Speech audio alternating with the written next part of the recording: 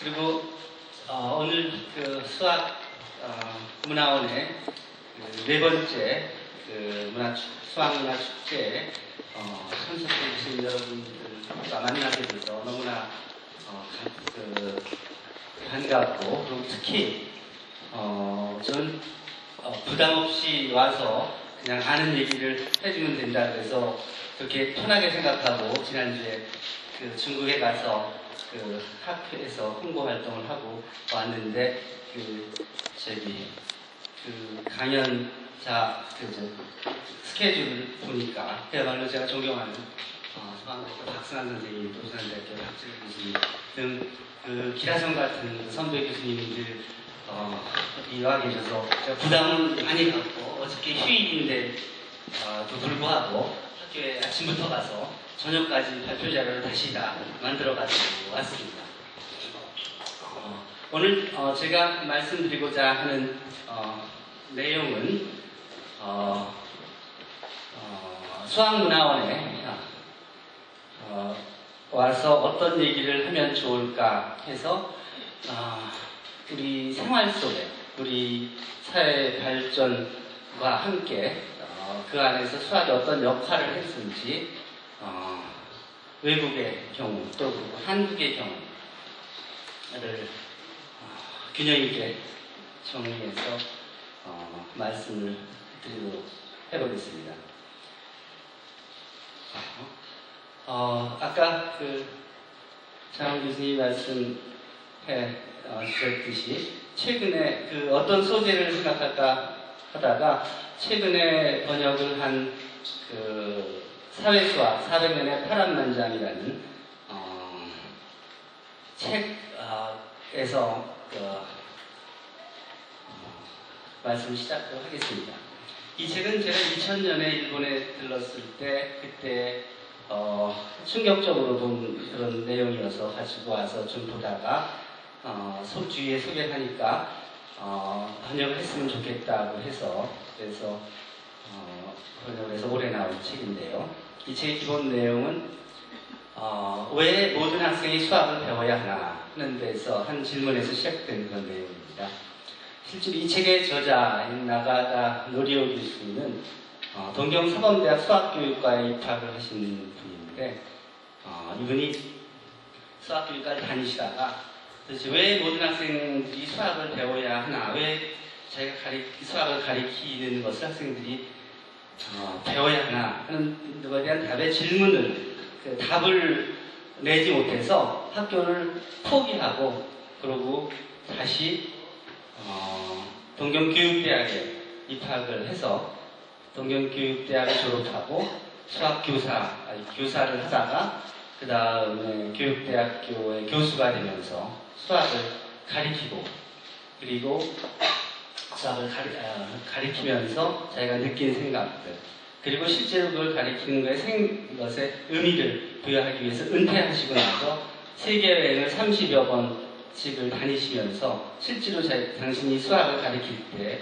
가리켰던 수학자들이 태어난 곳, 또 살던 곳, 연구하던 곳, 또 산책하던 곳을 다니면서, 그러면서 직접 사진을 찍고, 그리고 있는 기록들을 정리하고 하면서 쓰신 그런 책입니다. 이 책의 주제는 사회가 발전하면 새로운 발상에 의한 새로운 수학이 탄생된다 는 게 테마가 되는데, 궁극적으로 수학사 책인데요. 내용은 지난 400년 동안의 수학사를 정리한 내용입니다. 고전적인 수학사, 화석이 된 수학사가 아니라 현대화 연결된, 그리고 미래를 상상하게 하는 생생한 수학사라고 저희가 소개했는데요. 그 이유는 우리가 5000년 수학의 역사를 가지고 있지만 실제 현대 수학이 급격하게 발전한 것은 지난 400년 동안이고, 그 400년 동안 수학만 발전한 게 아니라 사회가 발전했는데, 사회가 발전하면서 수학은 그 안에서 어떤 역할을 했는지에 대한 그런 내용을 정리한 책입니다.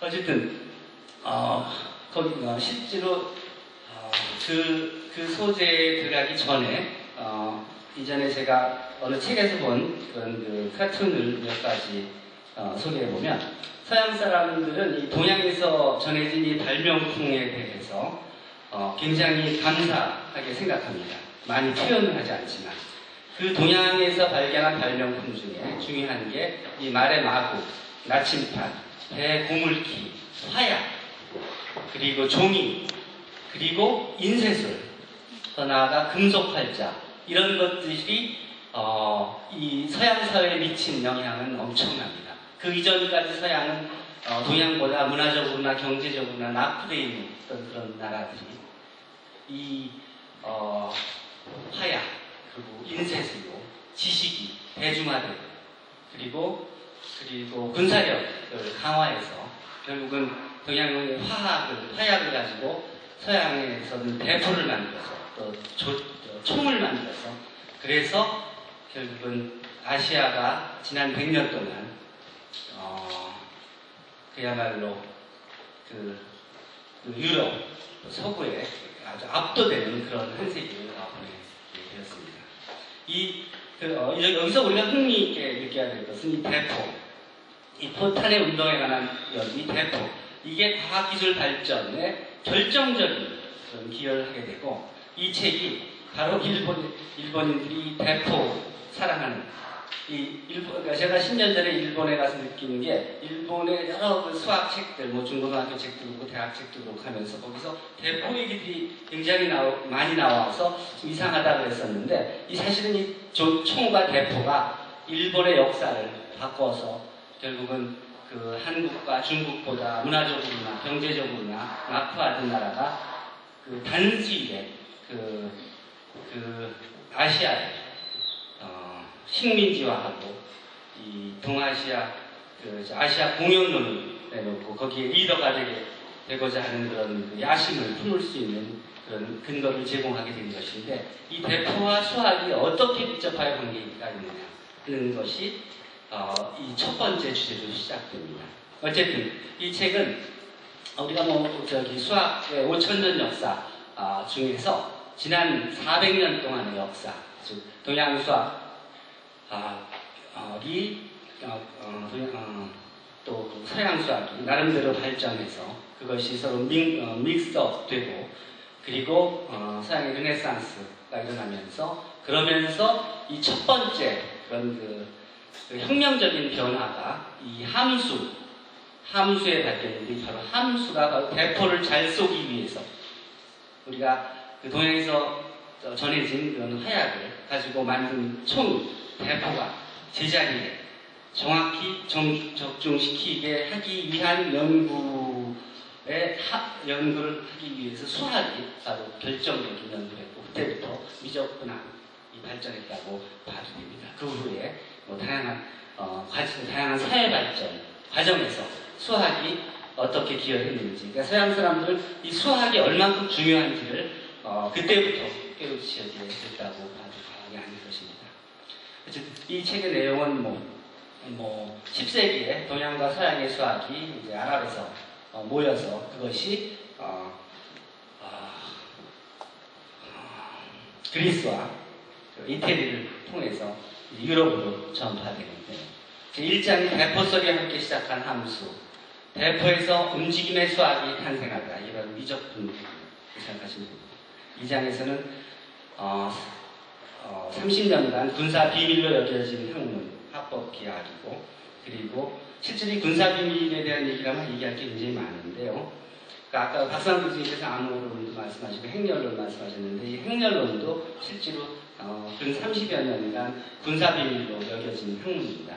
즉 2차 세계대전이 끝나기 전까지는 선형대수학 학자들이 연구한 내용들이, 정보 과제로 연구한 레포트들, 보고서들, 페이퍼들이 그 내셔널 시큐리티 에이전시의 창고에, 금고에 있어서 키펜 교수가 직접 하는 얘기를 해보면 본인들이 연구를 해서 낸 그런 보고서들, 행렬론에 대한 보고서들이 자기가 스스로 보려고 하면은 그러면 NSC에 신고하고 들어가서 거기에 있는 근거를 열고 꺼내서 보고 그러고 나서 할 정도입니다.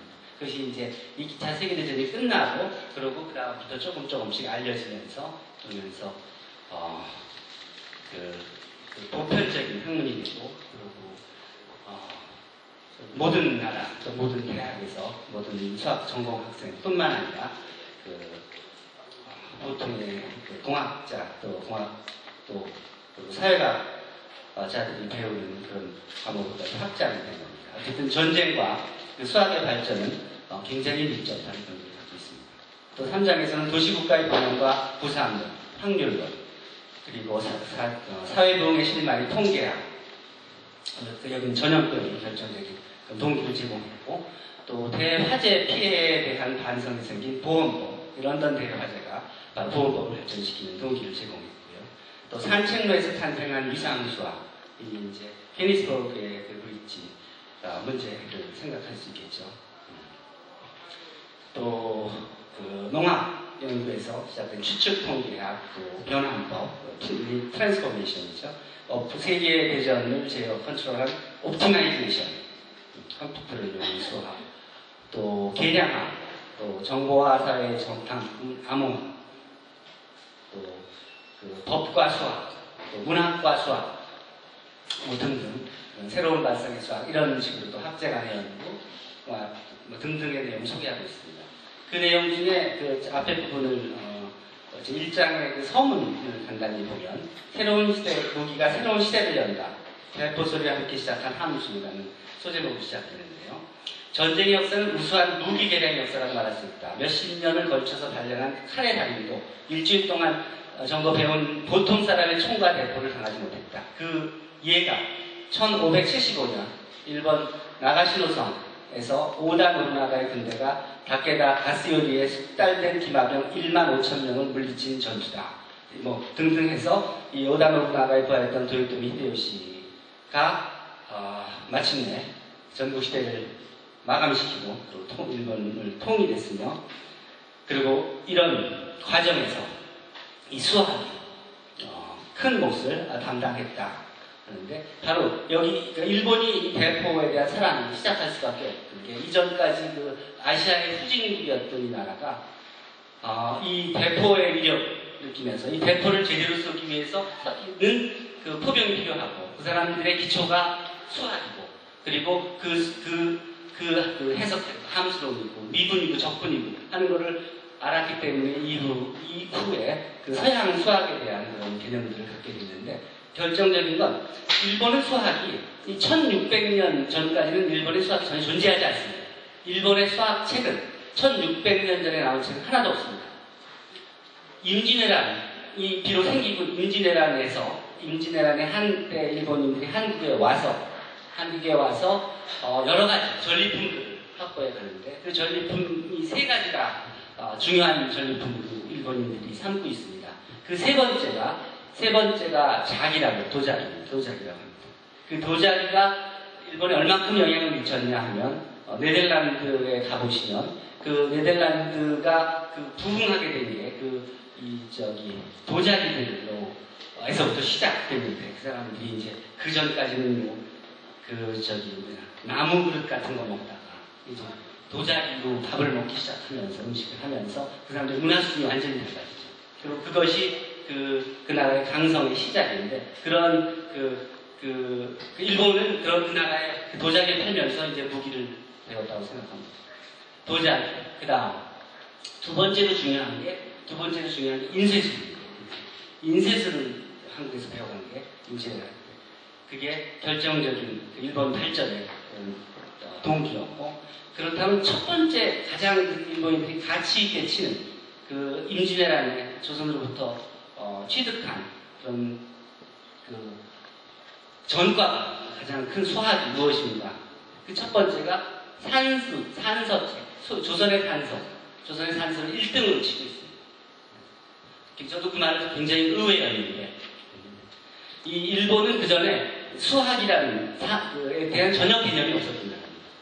근데 그 조선의 산서를 보고, 그러고 우리가 그동안 못 살았던 게 바로 이런 걸 몰라서 못한 거구나 생각을 하고, 그때부터 수학이 시작돼서 1610년 정도부터 일본 수학이 시작됐습니다. 그러고 나서 한 세대가 지나서 세키코와가 태어납니다. 세키코와도 자기가 수학을 공부하는 것은 조선의 산서를 보고 공부를 했다고 기록을 남겨두고 두고 있습니다.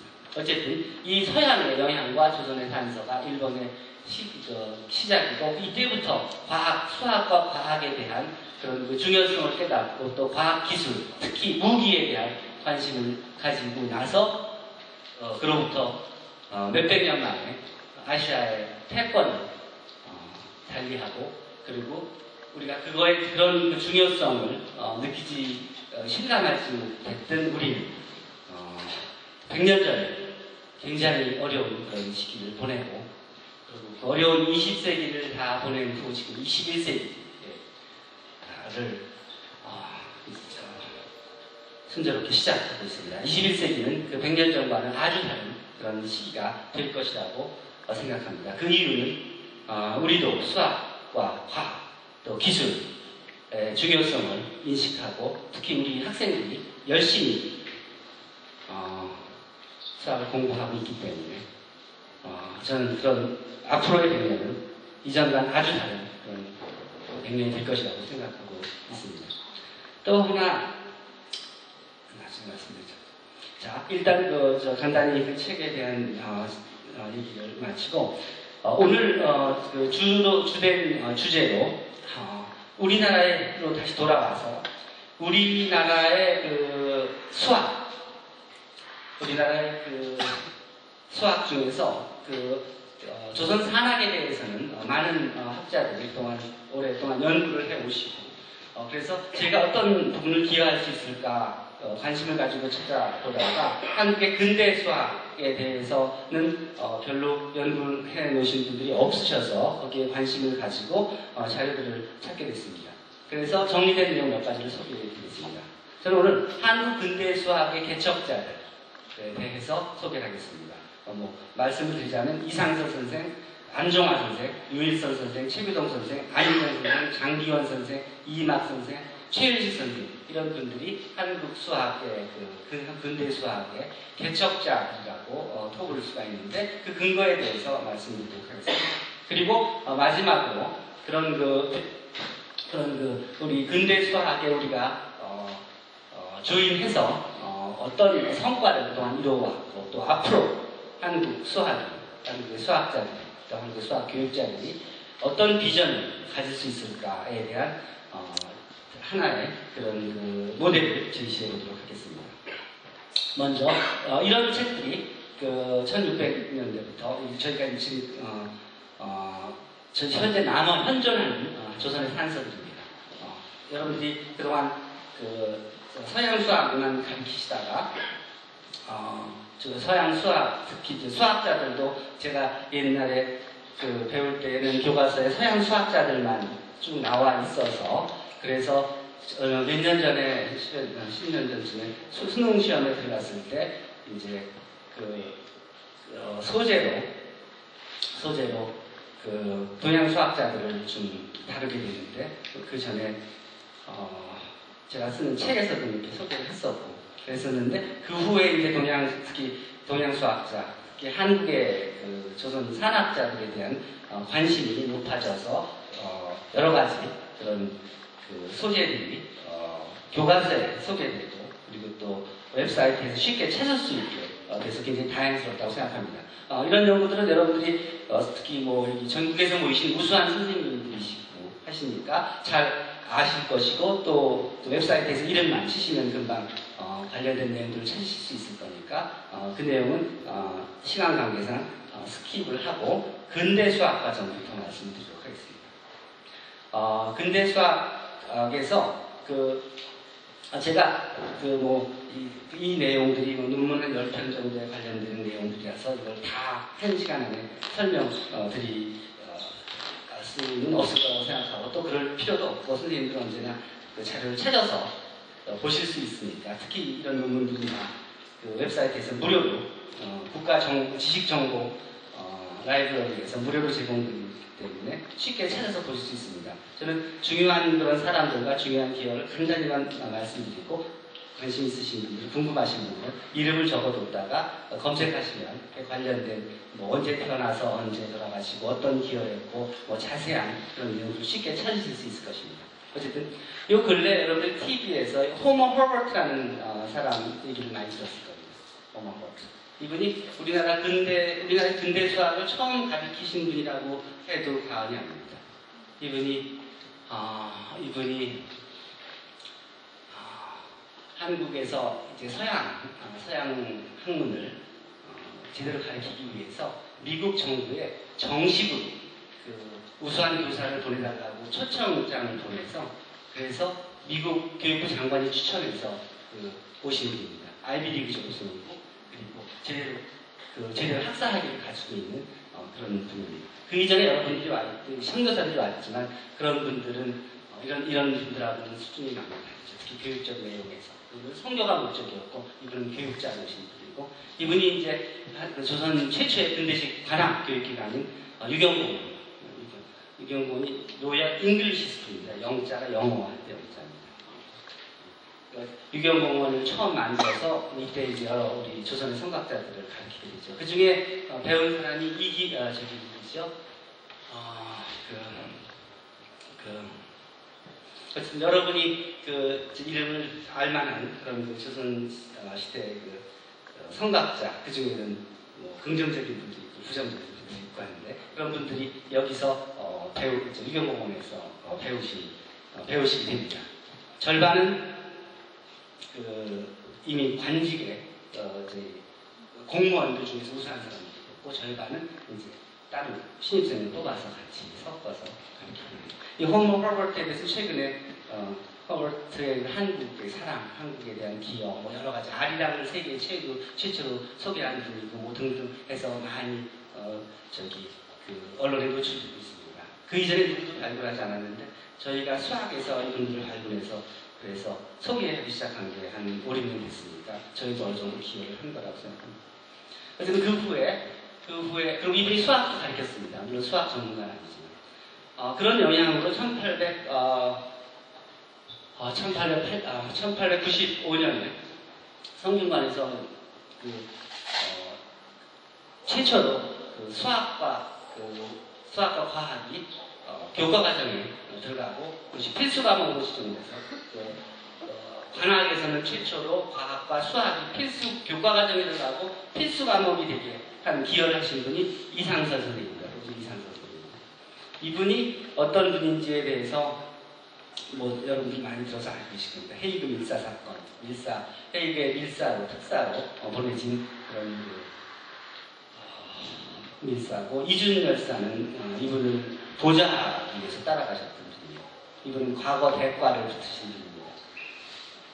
누구랑 같이 가냐? 이승만 박사랑 또 김구 선생이랑 같이 시험을 봐서 우수한 성적을 통과하신 분입니다. 그 두 분은 다 떨어지시고 그리고 이승만 박사도 우리나라 대체로 천재인데 프린스턴에 가서 박사를 한 한국인 최초의 PhD인데 그분이 떨어진 시험에 우수한 성 2등으로 아마 합격을 하신 걸로 알고 있습니다. 고위 금지.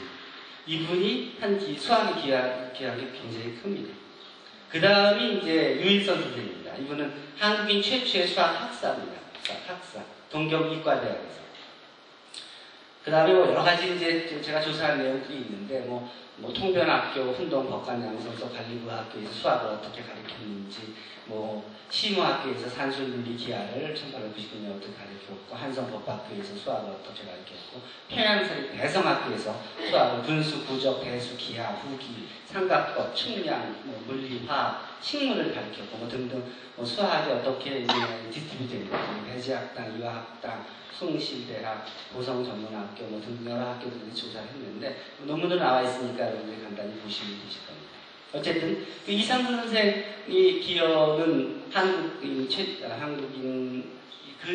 한국인으로서 최초의 교육과정의 수학과 과학을 집어넣으신 분이기도 하고 또 최초의 저자가 하긴 수학 교과서를 쓰신 분입니다. 산술 신설하는. 그리고 이분이 그 전에 술이라는 수학책을 쓰신 분입니다. 술이라는. 그 수리를 쓰신 게 1890년대인데, 초인데, 완성된 건 1890년대 말이고, 이분이 어쨌든 1890년대에는 과거 대과에 합격한 고위 공직자가 그 당시에 조선 최고의 수학자라는 평을 받게 됩니다. 그렇기 때문에 교육부에서 그분한테 수학 교과서를 써달라고 특별히 부탁을 해서 그래서 의뢰를 받고 한국 최초의 수학 교과서를 쓰셨다고 생각하시면 됩니다.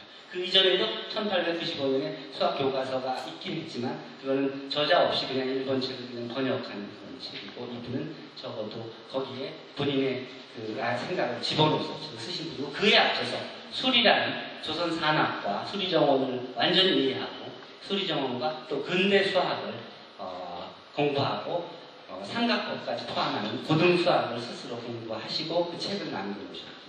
그 책을 1970년대에 이상도 선생이 부각되면서 그때 발굴해서 그래서 실제로 이상선 평전에 그 책이 나와 있습니다.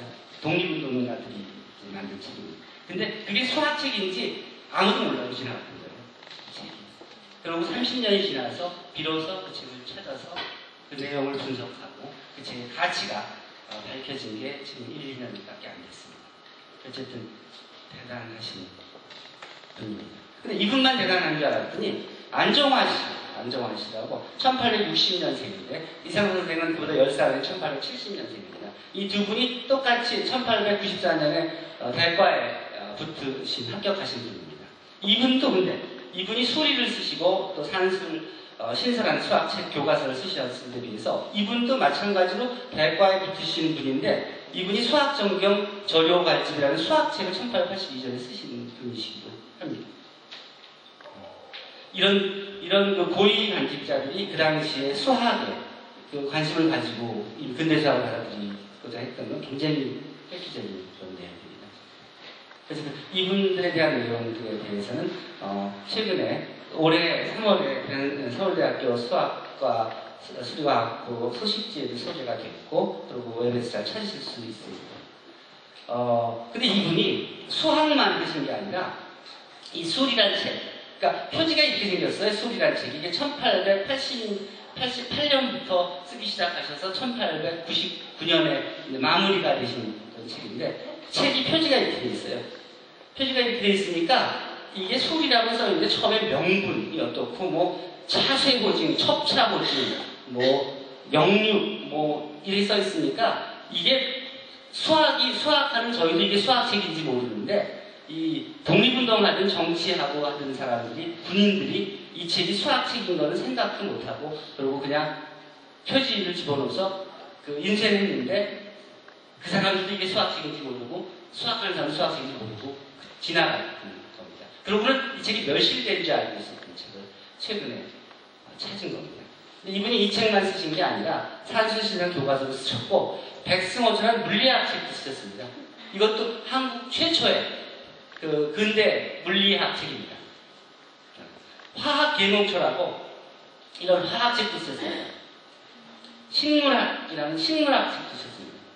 이게 다 언제 이루어지냐면 일본하고 전혀 상관없이 1880년대에서 90년대 초 일본이 우리나라에게 결정적으로 영향을 미치는 건 1905년 이후고 그리고 그 이전에 1880년대 90년대 말부터 이제 크게 영향을 미치기 시작했는데 이거는 훨씬 그 이전부터 이분들이 공부하신 겁니다. 그러니까 이미 우리는 근대 수학, 근대 과학을 스스로 공부하려는 동기가 훨씬 그 이전부터 있었고 실제로 기록을 찾아낸 셈입니다. 지금 이 내용 보시다시피 일본인들이 우리에게 가르쳐주는 내용들은 대부분 그 초등학교, 보통학교, 그 덧셈 가감승제 정도였고 그리고 아주 단순한 그런 그 과학 기술이었는데 비해서 보시면 아시겠지만 여기는 뭐 전자기야, 자성, 물리, 그 저기 화학의 이 정도면 우리는 그 고등학교 과정이나 적어도 저기 그 대학교 대학교 일반화 정도는 이미 다릅니다. 이걸 다 이해할 수 있습니다. 모르고 쓰신 게 아니라. 그 내용이 어떤 거에 대해서 이 물리학책은 물리학자와 또 화학책은 화학자와 그리고 또 이 한자를 보시면 알겠지만 이렇게 굉장히 어렵습니다. 붓글씨로 쓰신 거라서.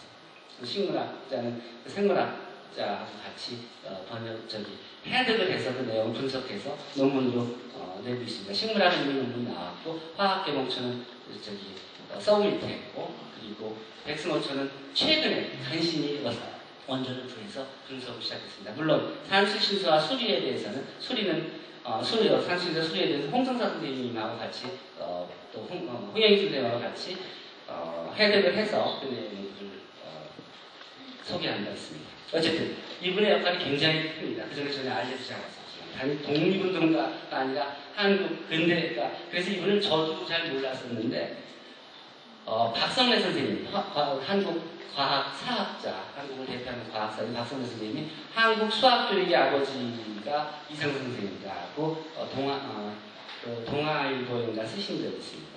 그래서 그걸 보고 우리도 모르는 분이 한국 수학교육의 아버지다. 그래서 굉장히 관심을 많이 궁금해하고 그 사료를 몇 년 동안 찾고 하다가 찾은 내용이고 그래서 그분이 굉장히 해안이 있으시구나. 그리고 근거도 없이 자료도 수리라지도 보지 못하고 그리고 산술신서 한 것만 보고도 그렇게 알고 계셨다는 건 정말 대단한 직관을 가지고 계시다. 그 덕분에 옛날 사료들을 찾게 됐습니다. 그 다음에 이제 유일선 선생님인데 근데 이상선 선생님이 그동안 잘 알려지지 않았던 건 이상선 선생님의 아들이 6.25 때 북쪽에 남게 되셨어요. 그래서 그 후에 오랫동안 그 가족이 북쪽에 있는 사람들에 대해서는 적절한 평가를 안 해줬어요. 그래서 잘 알려지지 않다가 1970년대가 되면서 그 가치를 제대로 찾게 됐고요. 유일선 선생님은 한국인 최초의 수학 학사인데 이분이 하신 일이 많습니다. 정리사라는 출판사격 수리 전문학교, 이게 수학을 가리키는 학교입니다. 지금 같은 전문대학 정도 수준이고, 그 정리사라는 학교를 만드셔서 운영하셨고, 또 우리나라 최초의 수학 잡지, 수리 잡지를 만드셨고, 그리고 이분이 교과서를 썼습니다. 1908년에. 굉장히 훌륭하신 큰 기여를 했습니다. 이분은 제대로 수학을 이제 일본에서 배우고 오셔서 가르쳤기 때문에 그분한테 영향을 받은 분이 최규동 선생님이나 안희정 선생님이 그런 분입니다. 이 최규동 선생님은 근데 이 유일 선생님이 잘 알려지지 않는 건 이분이 그 후에 목사로 다시 일본의 도시대학의 교토에 유학을 가셔서 목사가 되셔서 오십니다. 목사가 되셔서 오셔서는 그 다음부터는 수학보다는 이제 일본의 식민정치, 그러니까 식민지 교육에 인볼브 되시면서 선교 그러면서 이 친일파로 분류가 돼서 그 후에 이분에 대해서는 기록이 남게 돼서 수학하는 저희도 수학으로 최초로 학사를 하는 분에 대한 기록조차 저희가 그동안 잘 모르고 있었던 겁니다. 최근에 발굴이 됐고요. 그 다음에 그 영향을 받은 분이 이제 최규동 선생님인데, 이 최규동 선생님은 이제 독학하셔서 수학을 공부하시는 분인데, 이분이 그 과정에서 이 학교 저 학교 조금씩 다니시면 졸업장은 하나도 없습니다. 이분이 하신 여러 가지 기여가 있는데, 그 중에서 중요한 게 1915년 사립중동학교 수학과 1회 졸업 기념 사진이 있는데, 저분이 수학 교사를 최초로 배출하신 분입니다. 중동학교에 수학과를 만들어서 그래서 중동학교를 수리 전문으로 키우시려고 하셨던데 수학 전문 대학을 만드시려고 하셨던 분이에요.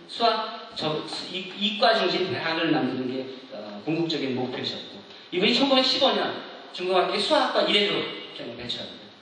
그리고 또 이어서 1922년 이때는 최초로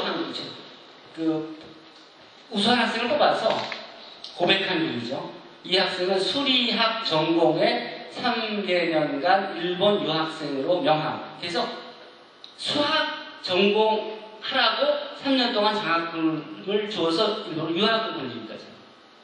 그러니까 이 최규동 선생님은 수학에 대해서는 최대수라고도 불리고 거리의 수학자라고 불리는 이분이 수학에 대한 애정은 굉장합니다.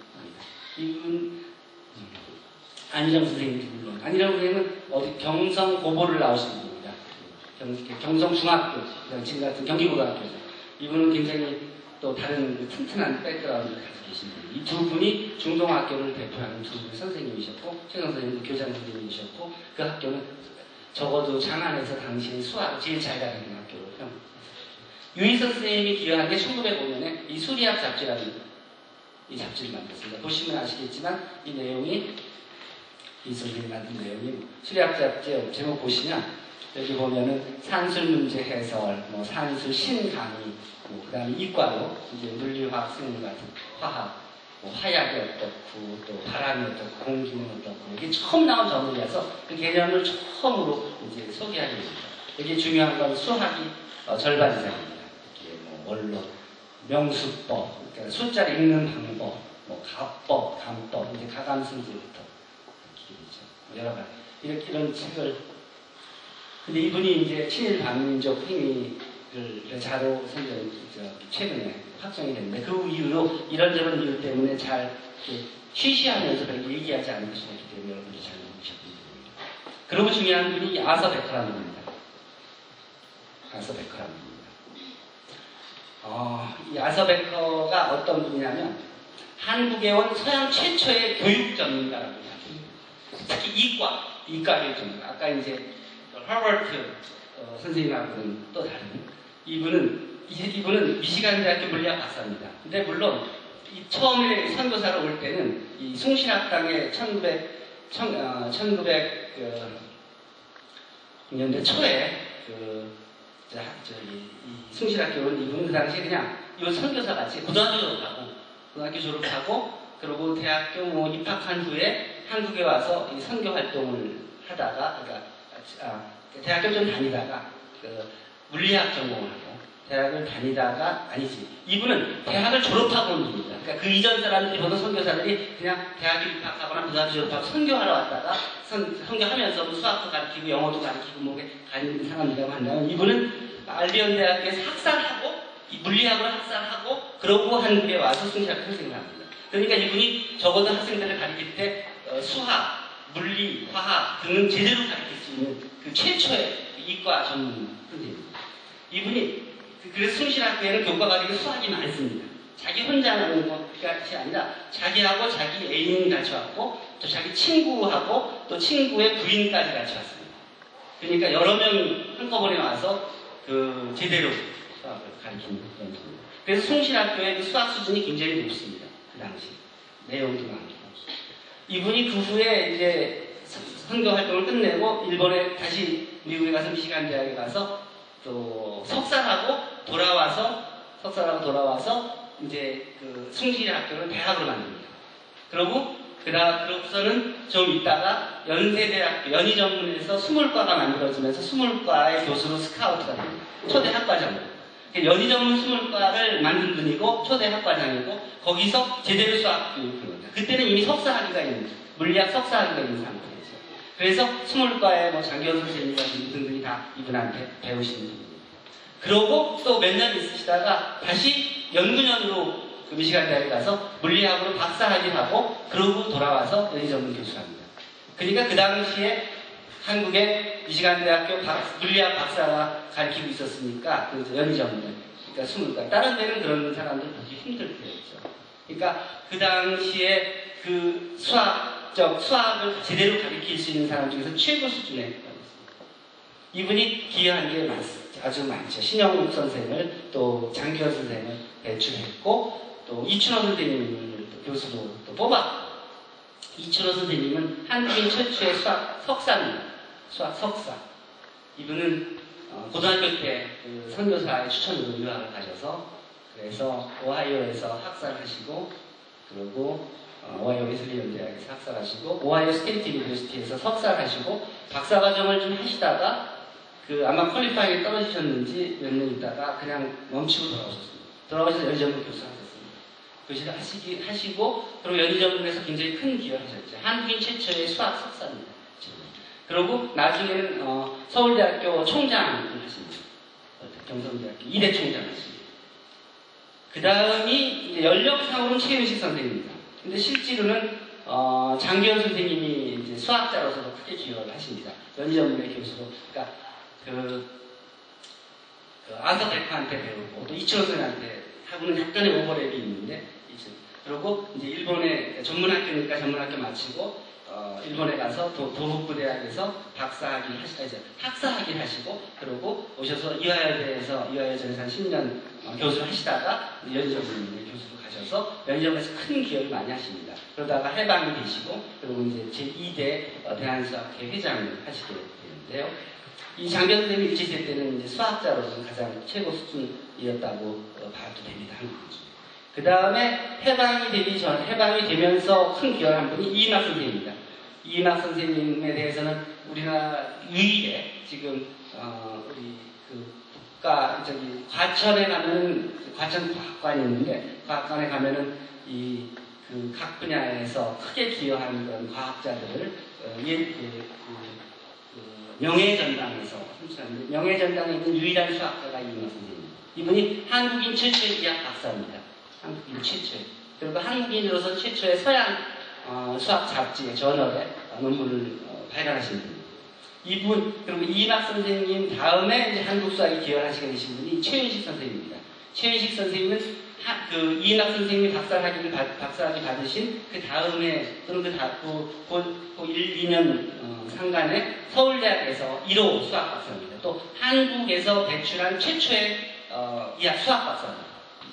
그 최윤식 선생님이 서울대 수학과의 그 학과장을 하시고, 그 전에 경성대학교를 제외하고 나면 국립서울대학으로 바뀌고 나서는 이제 초대 학과장이고, 그 당시에 이제 이인학 선생님이라든지 뭐 등등 다 또 그리고 국대한 반대해서 북한으로 가신 뭐 여러 가지 선생님, 유충원 선생님, 뭐 김지정 선생님 이런 분들 다 북한으로 가고 빈 자리에 이제 초빙된, 그래서 처음으로 국립서울대학교 수학과의 학과장을 맡으셔서 그 이후에 서울대 수학과를 이루신, 그러니까 대한수학회 초대 학회장이십니다. 이런 분들이 이제 그 초창기에 우리 근대 수학을 선구자들 꼽힐 수 있는 분입니다. 제가 말씀드린 분은 다 돌아가신 분들이니까 여기에 계신 분들의 이름이 없다고 해도 전혀 아쉬워하거나 부러워하지 않으셔도 됩니다. 앞으로 얼마든지 기회가 있을 겁니다. 이런 과정을 연구하면서 제가 찾은 사료들이 1895년에 간이사측 문제집부터 시작해서 1900년도에 산수신성, 그리고 또 그 수리 또 잡지, 그 이전 1880년도에 신정산술 1901년에 또 1902년에 산술실편 피라에, 또 그 다음에 수학, 처학, 수리학 잡지 산학실편, 중등산학실편, 중등산학교과서, 초등산술교과서, 중등산학교, 아리스메틱, 중등 용기서법, 초등산술교과서, 1908년, 9년, 7년, 9년 쭉. 근데 재밌는 게 이게 다 우리말로 써진 책만 제가 모은 겁니다. 그러니까 1900년에 처음 수학 교과서가 나오고 1910년에 그 한일합방이 되기 전까지는 이 1900년 첫 번째 교과서가 나온 이후로 돈물터지식이라는 수학 교과서는 우리말 한글로 책을 쓰기 시작합니다. 그래서 이렇게 나온 책이 그 이전에는 한 7, 8권 정도 있는 거로 알려져 있는 겁니다. 근데 제가 이거를 몇 년 동안 쭉 찾아보니까 제가 찾은 것만이 벌써 한 60권이 넘습니다. 그러니까 그러고 나서 1910년부터는 이게 다 금서가 됩니다. 다 없어지고, 그리고 다 회수돼서 중요한 여러 책들을 회수해서 태워버리고, 그리고 그 다음 1910년부터 발간된 책은 다 거의 99%가 다 일본어로 있습니다. 일본어로 수학을 가르쳤습니다. 그러니까 이 책들이 없었다고 생각했던 것들을 지금 다 발견한 겁니다. 그래서 보시면 쭉 아시겠지만 이거 앞에는 1800년, 1700년대 책부터 이게 이제 일제시대 때 그러니까 이게 이제 근데 이건 읽으실 때 나온 책인데 그 중에서 한글로 된 책입니다. 수학을 가르치기 위해서 1, 2, 3, 4, 5, 6, 7, 8, 9, 10을 읽는 방법부터 가르치기 시작하죠. 보태. 이거는 누가 소개하신 책이 뭐냐면 단국대학교에 이강석 교수님이 찾으셔서 그래서 보여주시는 내용을 제가 사진을 찍어서 그래서 활용합니다. 이강석 선생님한테 감사드립니다. 어쨌든 그때 찾은 이 과정에서 찾은 자료들이 여기 쭉 많이 있는데요. 1899년에 이상설의 소리, 조선사나 소식지, 여러 가지 대한수학회 관련된 자료지, 김치영 선생님, 장교수 선생님의 자료지, 또 대한수학회 소식지, 대한수학회 역사, 이런 거 보면은 최기동 선생님과 관련된 내용들, 한국계약기학, 여러 가지 이런 내용들을 찾아서 제 홈페이지에 올려놨습니다. 제 홈페이지 주소는 구글이나 누르거나 안돼서나 성균관대학교 이상수 교수 하면 금방 뜰 겁니다. 거기 가서 보시면 이런 자료들을 다 볼 수 있습니다. 제가 찾은 자료들 대부분을 웹사이트에다 올려놔서 다 공유할 수 있도록 이렇게 했습니다. 스캔해서. 이 과정에서 찾은 내용에서 중요한 내용 몇 가지 말씀드리면 이 수학 교육 이게 이제 대한수학계 저널 첫 번째입니다. 지금 저널 오브 KMS의 1호입니다. 그 전에는 여기 보시면 알겠지만 대한수학계가 40년사 할 때 수학교육 2집, 3집밖에 없었습니다. 사진에 보면 알겠습니다. 1집을 못 찾고 있었어요. 그래서 대한수학계 50년 하고 그 전에 60년을 준비하면서 그 1집이 어딨냐 물어봐도 아무도 다 멸실돼서 없어졌다고 하는 것을 간신히 어떻게 찾았냐 하면 주진구 선생님이 알려주셔서 단국대학교의 그 구광주 교수님이 이 1번을 가지신 거를 복사해서 주신 거죠. 지금은 웹사이트에 올라 있고 대한수학교육 사본을 만들어 드렸고 그리고 누구나 다 볼 수 있고 프린트아웃 할 수 있습니다. 이게 우리나라에서 제대로 된 리서치 저널입니다. 아까 수리학 저널이 이제 가르치기 위해서 만든 수학 세계 같은 그런 잡지였다고 하면 이거는 이제 여기 보시면 아시겠지만 그러니까 제목에 보면 여기 보면 변곡성 국가서 반응과 전기학, 뭐 위상기학에 대한 뭐 등등 쭉 있죠. 이성근 선생은 그 당시 교육부 장관입니다. 그 장관이 창간논문에 축사를 해주셨고 최유식 선생님이 대한사학회 회장이실 때만이셨고 그 다음에 여기 보시면 알겠지만 그 당시에는 제목에서도 반영하고 있지만 이게 대한수학회 첫 번째 저널인데 절반을 수학교육에 반영하고 있습니다. 그만큼 이 수학 교육에 대해서 그만큼 사회가 수학 전문가들의 도움이 필요했을 때 합니다. 또 하나 재밌는 건 이쪽 있다 이런 자료들을 보다 보니까 이 한국 저작권 기소에 대해서 신정산술 신선산술 저자에서 이교승 씨가 그리고 재판을 고소를 했다고 하는데 이게 뭐냐면 양재건이라는 사람이 이교승 씨의 동의 없이 수학책 신성산술을 자기가 쓴 책이라고 통감부에 저작권 등록을 하게 돼서 이교승 씨가 그거는 그 사람 책이 아니라 내 책이다 그 이제 주장하면서 이게 고소하고 이게 우리나라 최초예요. 저작권 관련 고소인데 1호입니다. 이제 그 이전걸 다 찾아봤는데 저작권 심의위원회에 있는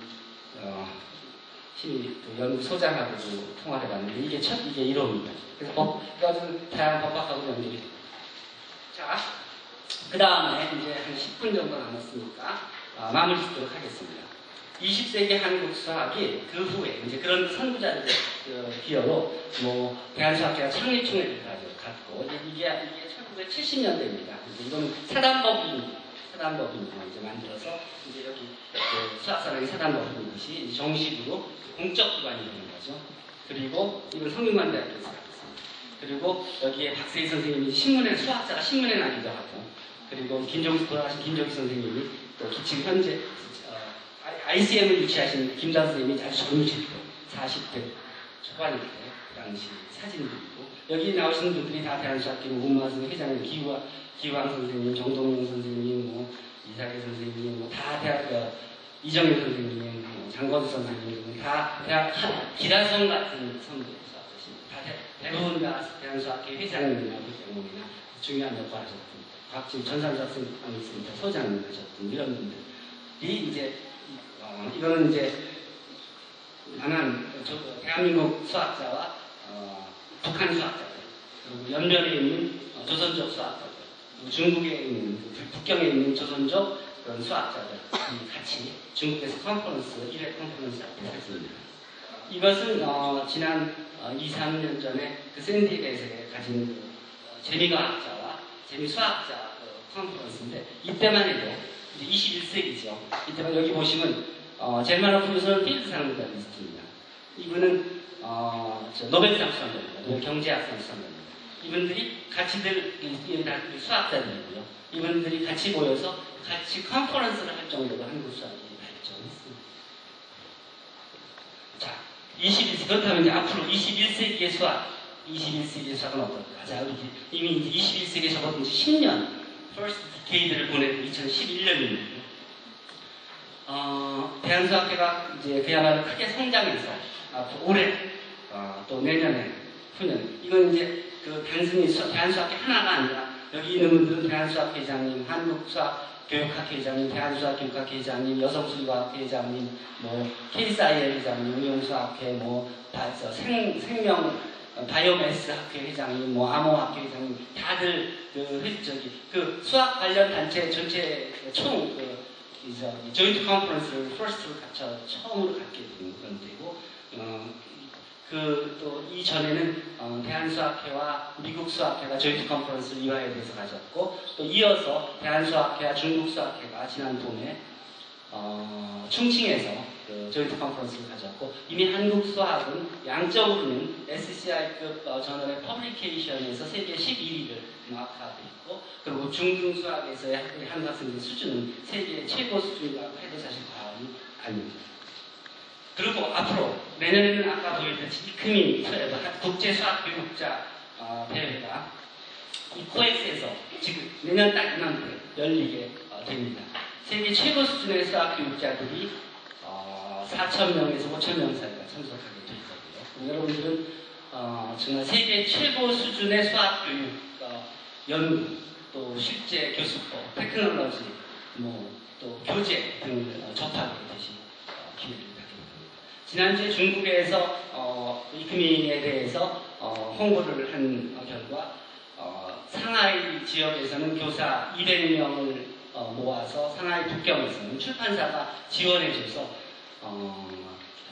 200명 정도의 수학 교사들을 단체로 모아서 오기로 했고 또 아래 그 광동성에서 베이징 아래에 있는 무슨 성에서도 교사 100명이 모여서 했고 저희가 같은 계림에서도 교사들 50명 그룹져서 참석하도록 한다고 했습니다. 즉 중국 수학자들의 수학 교사들, 그러니까 교수들이 아니라 교수들은 물론 자기 연구와 관련된 부분에 스스로 알아서 올 분들이 엄청난 숙자가 있을 거고 수학 교사들이 크게 참석해 주신다고 했습니다. 어쨌든 여러 선생님들의 평생에 한 번 있을 그런 귀한 기회를 잘 살리셔서 여러분들이 더욱더 우수한 그리고 더욱더 능력 있는 그런 교사가 되실 수 있는 기회를 가지실 수 있을 거라고 믿습니다. 자, 그렇다면 우리의 비전은 뭘까요? 현재 여러분들이 아시겠지만 지금 시대 21세기를 살고 있는 우리는 이전에 100년 전에 우리가 그 수학을 서양으로부터 배울 때와는 또 다른 그런 환경에 살고 있습니다. 저희는 그 강의실에서 직접 프로젝터는 물론이고 타블렛 글자 쓰면서 직접 보여줄 수 있고 그걸 녹화할 수 있고 그리고 필요하면 인터넷에 들어가서 그 자료를 보여줄 수도 있고 또 실제로 컴퓨테이션을 계산을 할 수도 있고 그리고 그걸 바로 그 메시지를 보여줄 수도 있고 웹에 띄워놓을 수도 있고 다양한 것이 가능한 그런 시대에 있습니다. 그건 수학에서는 마찬가지입니다. 수학에서 이미 가능한 것도 있습니다. 연구가 다 되어 있고 실제로 대학에서는 사용되고 있습니다. 그리고 그런 걸 하기 위해서 수학 교과 교실을 그렇게 했죠.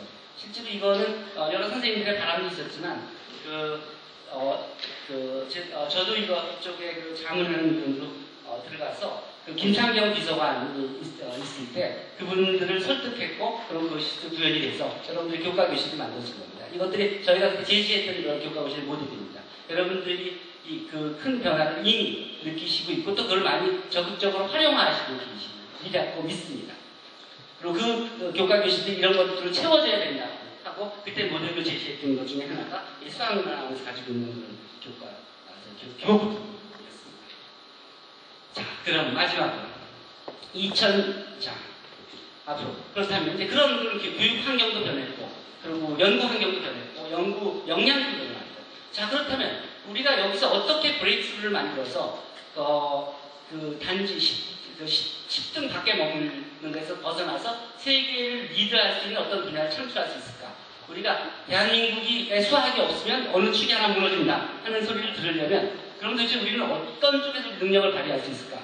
제가 다른 분야는 잘 모르지만 저희 성균관대학교가 전통과 첨단의 조화를 추구하면서 그 드라이브를 거는 게 한 10년 됐는데 제가 관심을 가졌던 건 아까 보였듯이 전통에 대한 것도 관심을 가지면서 발굴한 내용들이 그랬고요. 첨단 부분에서 사실 제 전공이 바로 실제로는 제가 대한수학회 전산수학 분과위원장을 했었고 분과위원을 오랫동안 했었는데 이 컴퓨테이셔널 매스가 또 수학적 모델링이 제가 크게 관심을 가지고 있는 분야입니다. 제가 최근에 확인한 내용으로 2013년도에는 기존의 핸드폰 생산이 중단됩니다.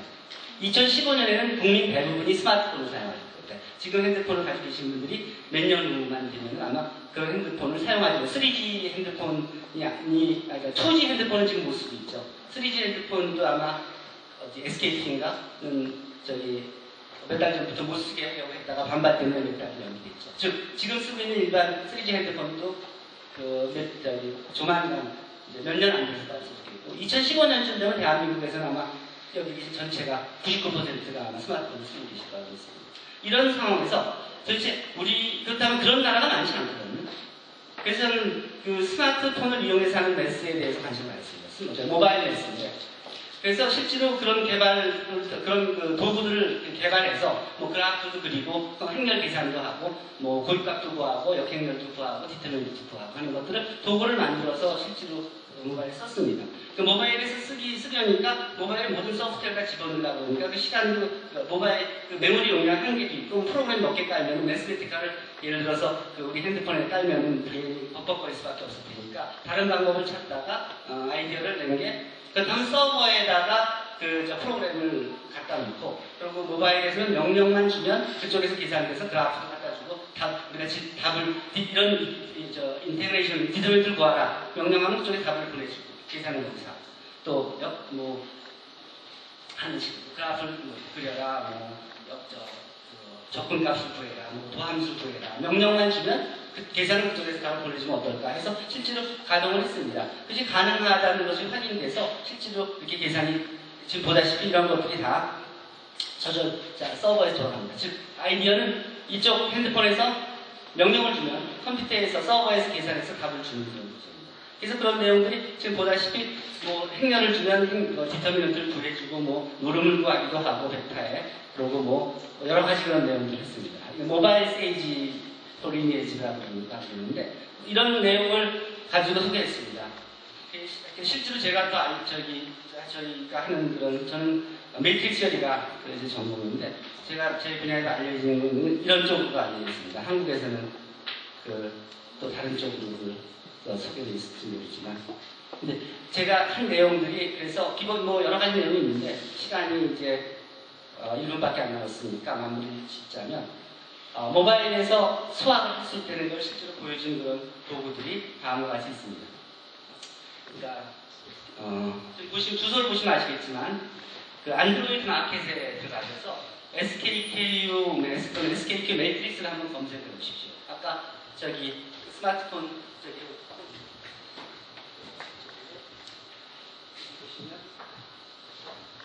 보시면 제가 스마트폰 아까 와가지고 몇 개 다운을 받아서 설치했었는데요.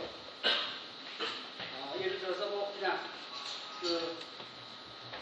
제가 만든 건데요. 그러니까 저기 수학자 카드가 저기 있는데 그것을 이렇게 소리까지 나게 해볼까요? 음악을 키울까 소리를? 자동 연기해볼까요? 보시면 수학자 카드 어플로 만들어서 있습니다. 검색하시면 다 틀 수 있습니다. 그러니까 제가 카드를 만들어서 수학문화원에서 여러분들한테 나눠주고 포스터도 만들고 있었는데 그렇게 해서 모든 분한테 혜택을 드릴 수 없을 것 같아서 어플리케이션 이렇게 만들어서 올려놨으니까 그냥 무료로 다운받아서 그냥 쓰시면 됩니다. 지금 스마트폰 가지고 계신 분이 검색해서 다운받으면 됩니다. 그거 외에도 행렬 계산기들 여기 뭐 매트릭스 예를 들어서 이게 매트릭스열이 제가 강의한 내용들인데요. 여기 렉처노트도 다 되어 있고요. 렉처노트 다 보실 수 있습니다. 확대해서 보시면 뭐 이렇게 엄청나게 크게 볼 수 있습니다. 또 여기서 비치는 게 아니라 이 렉처를 들을 수도 있습니다. 유튜브로 한번 들어볼 거예요.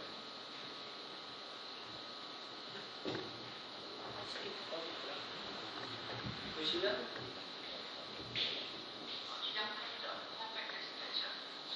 자, 우리는 디터미넌트 웨이가 실제가 무료로 제공됩니다.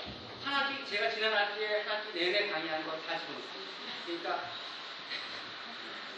주체가 없지만 자, 그리고 그뿐이 아니라 이 솔루션, 그 책에, 한 책에 여러 가지가 있는데, 책에 여러 가지 문제가 있죠. 한 책에만 몇백 문제 있죠. 그 몇백 문제 여기 다 이 솔루션을 다 지금 보시면 아시겠지만. 뭐 어쨌든 이런 내용들, 이 과목뿐만 아니라, 뭐 여러 가지 내용들이 지금 여기서 그 중에 계산, 이거는 이제 제가 만든 컨텐츠들이고, 그리고 제가 만든 도구들이 있습니다. 가서 보시면 실제로 스마트폰에서 명령만 주는 답이 계산되는 그런 것들을 제공했으니까 보시고 활용하십시오. 근데 거기서 그치는 게 아니라, 그렇게 하니까 인터넷이 연결되지 않을 때는 어떡하냐고 또 고민하시는 분들이 계시더라고요. 그래서 이 매트리스 캘큘레이터라고 만들었습니다. 이 매트리스 캘큘레이터 인터넷과 상관없이 실제로 프로그램을 집어넣는 겁니다. 성형대사 같은 과목에서는 아이겐밸류를 구하고 디터미넌트를 구하고 하는 거 여기서 그냥 바로 하실 수 있게끔 해놨습니다. 그래서 예를 들어서 이렇게 하나만 보여드리면 매트릭스 캘큘레이터. 자, 이거 여기서 행렬을 한다 그러면 행렬을 집어넣고 행렬에서 숫자를 바꾸고 뭐 이렇게 보시면 행렬에 뭐 행렬이 주어지면 행렬 에디터하고 디터미넌트가 거의 바로 나오죠. 그리고 뭐 어드조인트 하면 어드조인트가 바로 나오고 역행렬이 바로 나오고 그리고 또 REF가 하면 REF가 바로 나오죠. 속도가 굉장히 빠르죠. 이게 컴퓨터보다 훨씬 빠르죠. 빠를 수밖에 없는 게 여러분들이 가지고 있는 컴퓨터는 그 안에 있는 머신 가격이 한 40만 원도 안 됩니다. 이거는 그 CPU라든지 이런 게 여러분들이 가지고 있는 컴퓨터도 훨씬 더 나은 고급입니다. 이건 100만 원가량 되는 기계입니다. 그러니까 이게 훨씬 더 성능이 좋은 그런 컴퓨터입니다. 그러니까 제가 인스타라는 그런 프로그램들이 음악을 기사를 할 수 있습니다. 그리고 그것이 그래픽 따릅니다. 그리고 뭐 여러 가지, 그러니까 여러분들이 그동안 우리나라가 캐시오, 뭐 HP, 뭐 이런 그 그래픽 캘큘레이터가 없어서 우리가 공학적 교육에 굉장히 그 장애가 있었는데 실제로 그 단계를 뛰어넘어서 그냥 모바일에서 바로 스마트폰에서 학생들이 또는 그냥 스마트폰이 아니라 아까 제가 만든 것 중에 일부는 그냥 일반 핸드폰에서 작동이 되는데 그래서 할 수 있게끔 이미 환경이 바뀌어져 있습니다. 그러니까 오히려 우리가 21세기에는 다른 선진국을 넘어서서 그래서 바로 그 모바일 매스 시대를 선점할 수 있는 그런 환경까지 와 있습니다. 결론을 말씀드리자면 전통과 아까 오늘 역사를 말씀드렸는데 마지막으로 저희가 모두가 쓰던 그 자연수에 음수를 도입한 게 중국입니다. 그 이전에 자연수는 온 세계 어디가 다 어느 나라나 다 있어요. 0을 집어넣는 게 인도입니다. 이집트의 유리수에서 유리수가 지중해를 건너서 그 피타고라스가 무리수를 만들고 또 계속해서 유럽의 독소수가 그 다음에 그 유럽의 그 바바리안이라고 불리는 영국에서 해밀턴이 사원수를 만들어내고 그러고 미국에 가서 N차원 시대의 컴퓨터가 나오게 되죠. N차원 벡터, 행렬 이론이 꽃을 피우고 그리고 보시면 중국에서 인도로 해서 그 아랍을 거쳐서 이집트로 해서 지중해를 건너서 유럽으로 해서 영국을 거쳐서 미국으로 해서 실제로